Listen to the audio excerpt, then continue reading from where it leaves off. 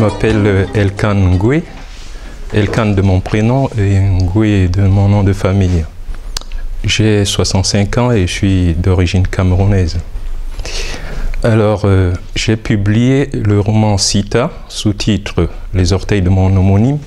Et ce roman m'a été inspiré par ma vie d'étudiant camerounais en France, qui date quand même maintenant d'une trentaine d'années, trentaine d'années, et par quelques anecdotes que j'ai vécues par la suite, pas nécessairement pendant le temps que j'étais étudiant, mais par la suite dans ma vie professionnelle ou dans mes rencontres amicales.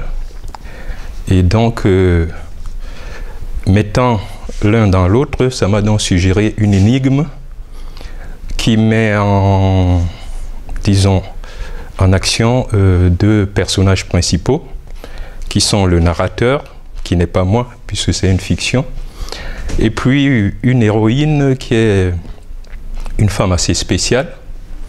Elle est nécessairement belle, comme toutes les héroïnes, mais elle a un problème parce qu'elle a un passé tourmenté qui conditionne ses relations avec toutes les personnes qu'elle rencontre. Donc c'est nécessairement des relations très heurtées, et dont l'énigme consistera donc à faire en sorte que ces deux personnages se rencontrent et puis, ben, ma foi, vivent une aventure, sinon un trajet de vie qui se terminera d'une certaine façon. Bon, les thèmes que j'évoque dans ce récit, ce sont des thèmes certains anciens, mais qui sont encore d'actualité, comme la difficulté des étudiants africains, pour ceux qui n'ont pas suffisamment de moyens, comme les bourses ou alors les transferts d'argent de leurs parents, les difficultés à lier leurs études avec un travail alimentaire qui leur permet de payer leurs études. En l'occurrence, dans ce roman, je mets donc en valeur le système D, qui consiste donc pour ces étudiants-là à travailler au noir, parce qu'à l'époque, plus qu'actuellement, où il y a un peu plus de facilité, je veux dire à l'époque, il était très difficile pour un étudiant africain de trouver un travail. On était dans un contexte de crise, on est dans les années 70-80, on était dans un contexte de crise économique qui faisait que le travail allait en priorité aux nationaux, c'est-à-dire français, et éventuellement aux ressortissants de l'Union européenne, alors que les étudiants étrangers, c'est-à-dire spécialement africains, devaient d'abord justifier d'un titre de séjour qui était un titre de travailleur pour pouvoir trouver un travail. Sinon, ils étaient régis par un titre de séjour qu'on appelait la carte orange et qui ne vous permettait pas de travailler légalement, donc de ce fait, ils étaient forcés de travailler au noir. Donc je mets ce système D là, je le décris plus ou moins. Et puis, je le mets en connexion avec cette relation que rencontre cet étudiant africain qui, en réalité, trouve un travail dans l'électroménager comme standardiste, qui, dans le cadre de son travail, a quelquefois donné un coup de main aux techniciens qui vont délivrer les appareils aux clients. Et c'est dans ce contexte qu'il rencontre donc cette dame.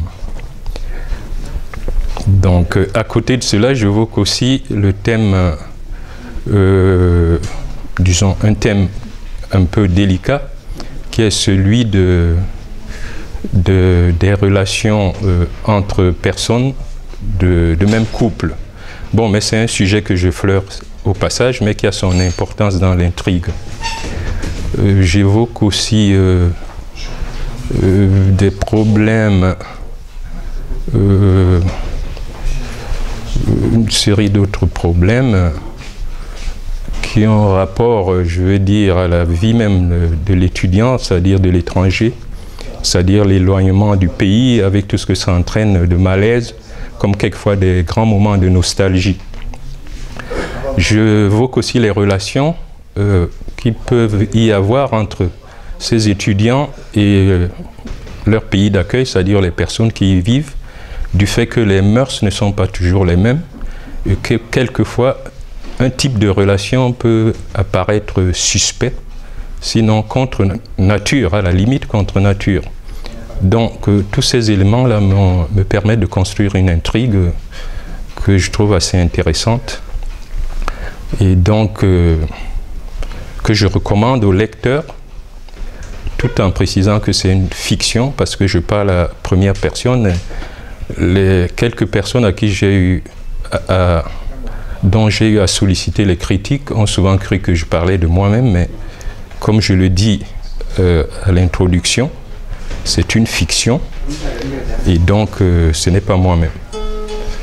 Voilà donc en gros de quoi il s'agit dans Sita, les orteils de mon aumônier.